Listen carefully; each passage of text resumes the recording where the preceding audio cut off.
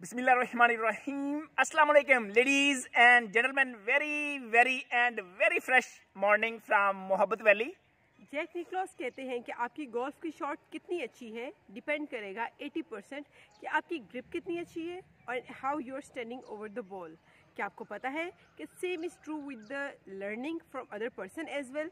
आप किसी शख्स से कितना अच्छा सीख सकते हैं, 80% इट डिपेंड्स कि आप उसे कितने अच्छे से लिसन करते हैं। अब आप कहेंगे कि हम लिसन तो कर ही रहे होते हैं। क्या आपको पता है कि हम सब इसे बहैसियत कौम एक पैसिव एक्टिविटी लेते हैं। You are sitting like a lump and you are thinking कि हम सुन रहे हैं। नहीं, it is an active process और इसके अंदर आपके मसल्स एंगेज होते हैं, स्पेशली योर ब्रेन। लिसनिंग कितनी इंपॉर्टेंट है और किस तरह की जाए, इसके बारे में हम आपके साथ 3 पॉइंट शेयर करने जा रहे हैं। पहला पॉइंट डॉक्टर अमना मैं कर दूं। लेडीज एंड जेंटलमैन, पहला पॉइंट है थिंकिंग बिफोर स्पीकिंग। बहुत मुश्किल टास्क है, लेकिन यकीन माने अगले 90 रोज तक आप करके देखें, आपका रिलेशनशिप बेहतर होना शुरू हो जाएगा। अपनी बीवी के साथ, बच्चों के साथ, बॉस के साथ, कॉलीग के साथ, कस्टमर्स के साथ, क्लाइंट्स के साथ। क्या है? Thinking before speaking. और इसके अंदर मैं आप लोगों को फ्रेमवर्क देने जा रहा हूं। ये बड़ा शानदार फ्रेमवर्क है और इसे कहीं लिख के रख ले। फ्रेमवर्क है लेडीज एंड जेंटलमैन RCPR।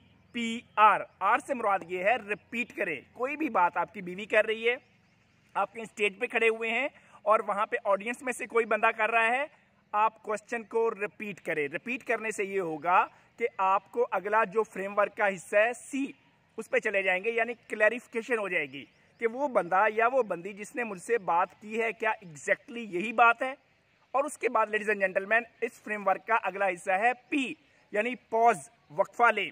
उस बात को डाइजेस्ट करे अपने माइंड के अंदर और डाटा को खंगाले आपके अंदर क्या पड़ा हुआ है, ताकि उसके बाद जब आप फ्रेमवर्क के अगले हिस्से पे आए, यानी R से मुराद रिस्पॉन्ड करने लगे, आंसर करने लगे, तो आप अच्छे तरीके के साथ, रिस्पेक्ट के साथ उस बात को आंसर कर सके, उस क्वेश्चन को आंसर कर सके।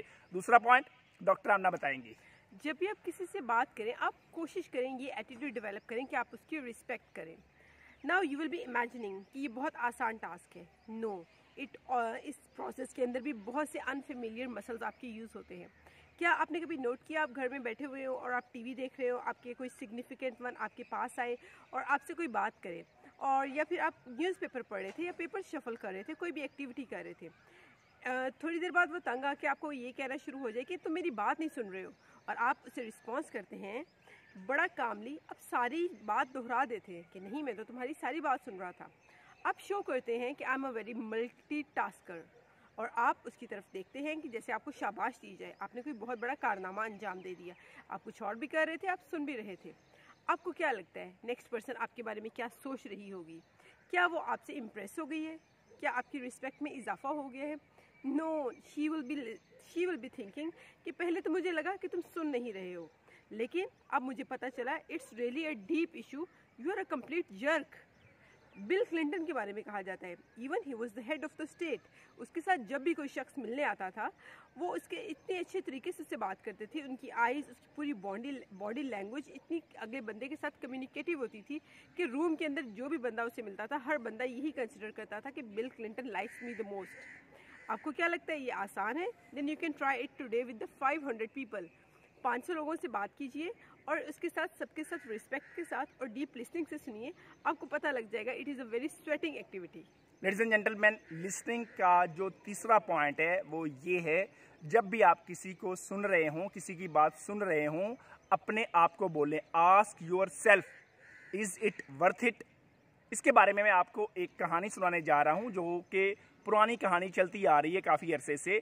लोग कहते आ रहे हैं कि जब भी आप मुंह से बात निकालने लगें तो कम से कम उन्हें 3 दरवाज़ों से पहले पास करें। अगर वो 3 दरवाजे पास कर जाए आपके अंदर, तो उसके बाद उस बात को बाहर निकाले।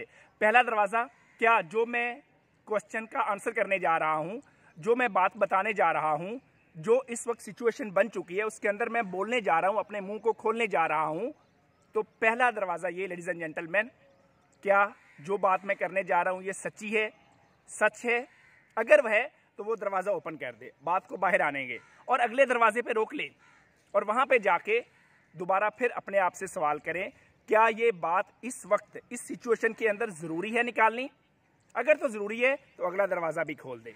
अब तीसरे दरवाजे पे रोक के, हाँ मुश्किल होती है जब आप पॉज ले रहे होते हैं, इस तरह सोच रहे होते हैं और अंदर ही अंदर बात को चिथ रहे होते हैं, डाइजेस्ट कर रहे होते हैं, टफ होता है, अगला बंदा भी तंग पड़ जाता है, लेकिन यकीन माने फिर आपके मुंह से जो वर्ड्स निकलेंगे वो रिस्पेक्ट वाले होंगे और किसी को हर्ट भी नहीं करेंगे।